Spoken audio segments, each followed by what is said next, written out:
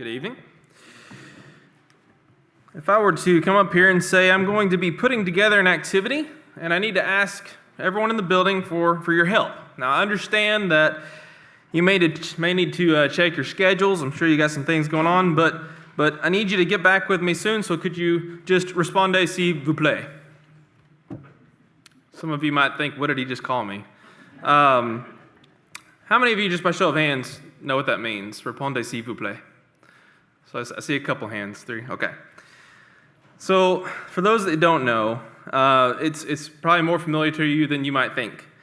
Anytime that you have seen an invitation, at the very bottom of the invitation it says RSVP. That is Répondez s'il vous plaît. So we are asking people to respond to something in French to an English invitation. So let's please stop that. But if you ever want to sound fancy, just throw that around when you ask someone to something. What it means is simply, please reply. Please reply. Typically with that invitation, we also determine deadlines. Why do we do that? Well, we have to determine based on the event, how much time is needed for us to prepare things for those who responded. It's a courtesy to respond, yes or no, before that deadline, so the host is fully prepared. But what about a response to an invitation made by God? How do we view the importance or urgency of that invitation? How do we perceive the need for God to get a response within a deadline? We may reflect on the fact that God understands, well, He knows we have things that we need to get done, and He's patient, He's merciful, and He'll wait for me to get to the point where I have everything situated in life to follow Him. Perhaps we would compare and say, yeah, but God doesn't necessarily have to have my answer right now because, well, He's always prepared. And while it is true that God is patient and merciful, and while it is true that He is always ready to receive as many as will come, He's also promised and appointed a time that only He knows about.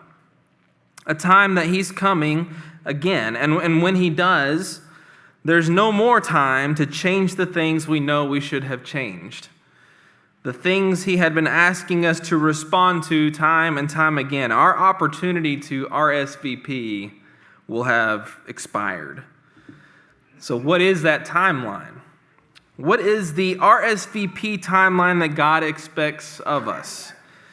Well, given that Scripture tells us multiple times in multiple ways that life is short, that we don't know what the days will bring or when He will return, my best guess is now. Every moment there is a now is a moment God has simply asked us to RSVP. Please reply. And here's a couple things that God are asking in reference. Matthew 11:28, come to me, all who labor and are heavy laden, and I will give you rest. And John 15:4, just to summarize, abide in Him. Please come abide in me, and let me abide in you. I want to give you something to think about, and then we'll close this invitation. And the thought is, are you confident? Confident right now with the state of your soul? It's a very deep and hard thing to think about.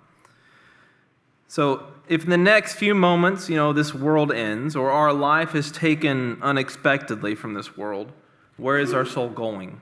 And are we confident in that? And I think if our answer is anything other than heaven, then the invitation is extended right now for us to help each other in prayer, or whatever is needed. If we need to assist in baptism, the time to RSVP is now. So with that being said, will you please reply as we stand and sing?